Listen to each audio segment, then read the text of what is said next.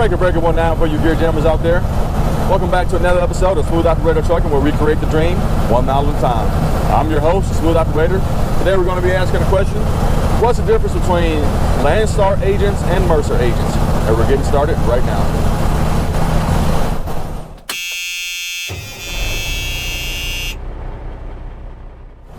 Alright, if you're thinking about becoming an own operator, or if you're already an own operator, maybe looking for somewhere else to go, this is the video for you.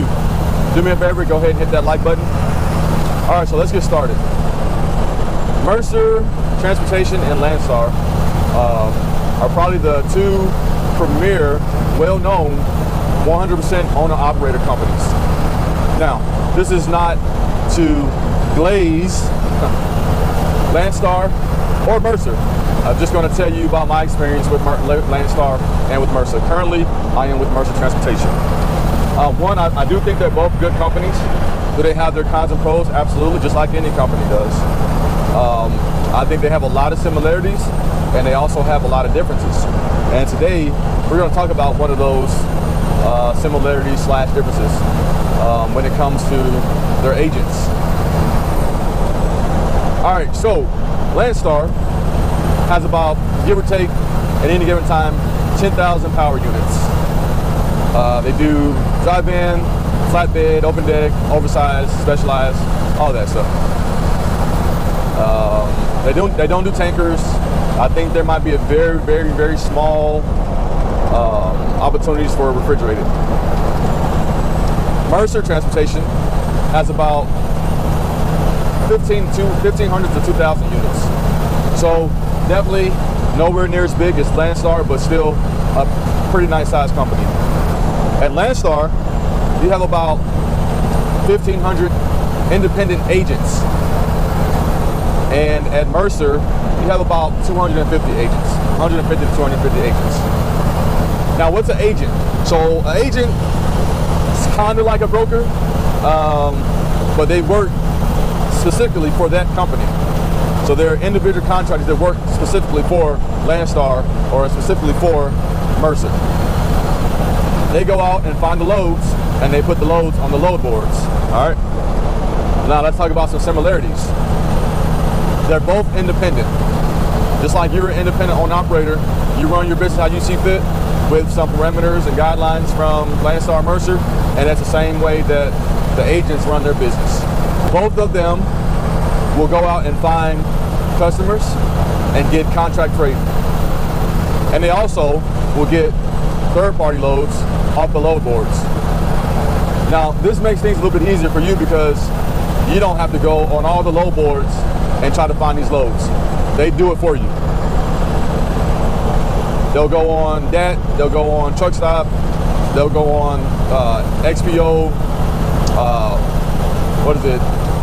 CH Robinson. They'll go on all those websites and find the good loads or loads and put them on the Mercer or Landstar load board.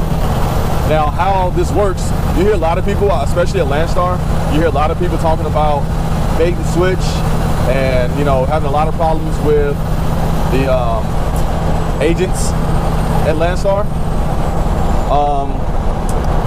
I'll tell you this, because there's a lot more agents at Landstar, of course it's going to be harder to maintain quality control, if that makes sense. Now, I'm not knocking any individual agents at Mercer or Landstar, but it's the fact. Same thing with owner-operators. At Landstar, they call the owner-operators BCOs, or business capacity owners. At Mercer, you're just an independent contractor. But the same thing, you know, there's good ones and there's bad ones. You have some agents who have more contract freight and some agents who rely mostly on spot market freight that they put on the load boards. And how it works is an agent, whether it's Landstar or Mercer, will see a load on any load board and they'll post it to the Mercer or Landstar load board. They'll post it for what they think an owner operator will take it for, and they'll post it for what they think they can get the load for. They don't already have the load, and that is the misconception that people think that if it's not contract freight, that when they post on the load board that they already have the load. Now on Landstar, I think you can put in there direct shipper, which is pretty much contracted freight. Landstar, you can put in direct shipper only, and it'll show you what brokers have, or excuse me, what agents have direct shipper. At Mercer, when you click on the load board, it'll show you in blue. It'll be highlighted in blue which freight is direct shipper or contract freight. One of the differences between Mercer agents and Landstar agents, and I'm going to give the upper hand to Mercer in this instance. Landstar definitely has more volume of freight. I've never had any issues with Mercer agents.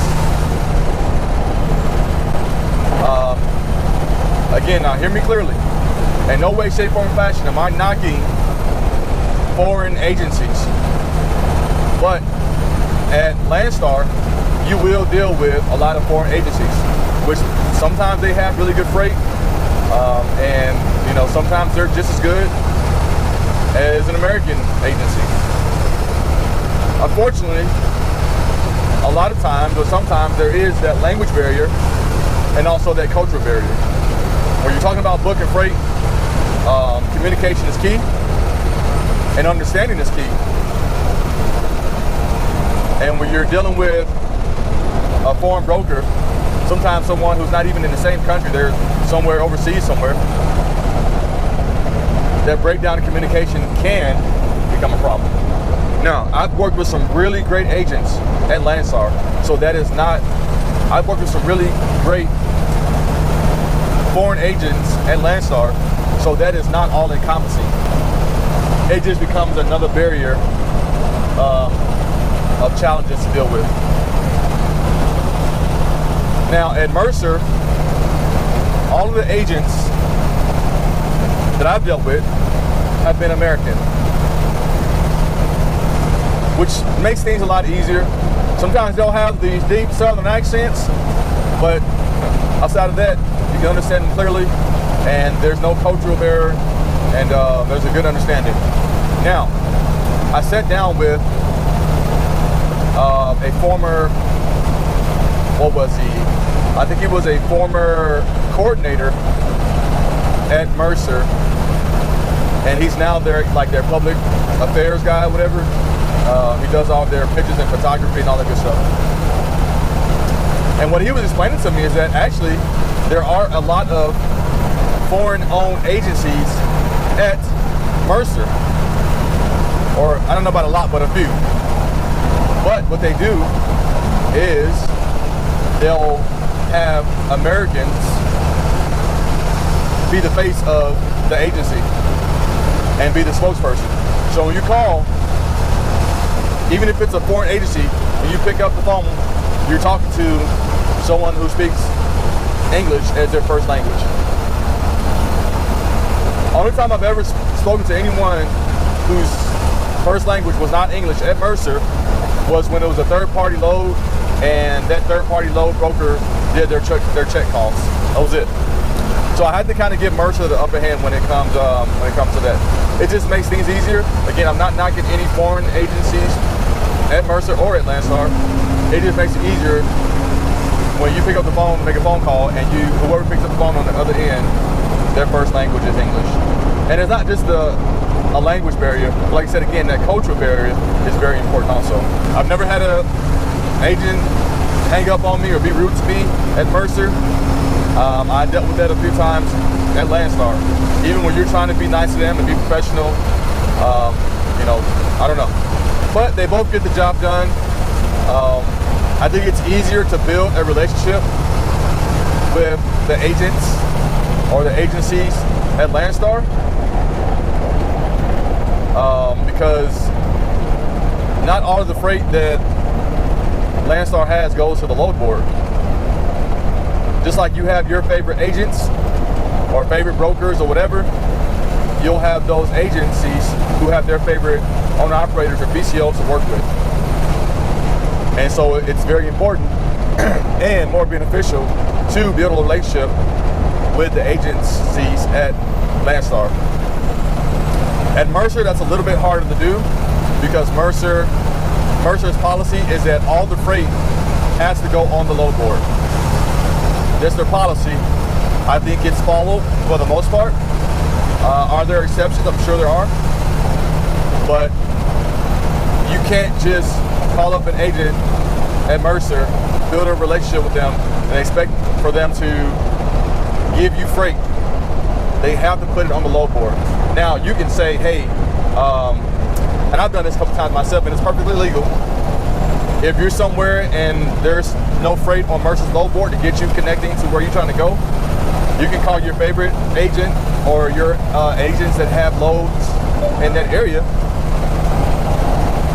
and say, hey, I'm so-and-so, you know, I'm looking for freight going to whatever, can you find something for me? And they'll be like, okay, yeah, keep it on the load board. And what they'll do is if they find something, they'll put it on the load board. But they have to put it on the load board. They can't just give it to you. They have to put it on the load board. And then from there, you snatch it up real fast.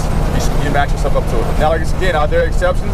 I'm pretty sure there are some agencies, or every once in a while there's an exception to that rule. But if they get caught, they can get in a lot of trouble. And then what happens is you can burn your relationships with other owner-operators if they find out you've done that. I'm not a big fan of the Mercer's first in, first out, or first empty, first out policy. But if you understand the system, you can make it work to your advantage.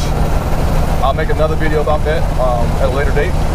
Overall, I think they both do a great job of getting loads, finding loads, whether it's direct shipper, contract freight, or third party loads. They make our jobs easier because we don't have to go and find those loads. We don't have to go knock on people's doors and ask for freight. They find the freight, whether it's direct shipper, contract, or third party, and they put it on the load board, and that makes it easier. Anyways, hope you guys enjoyed the video. I hope this was informative to you. If you liked it, please go ahead and hit that thumbs up button. And as always, it's not about how much you make, but how much you keep. Hard times don't last, hard truckers do. And last but not least, stay smooth, my friends.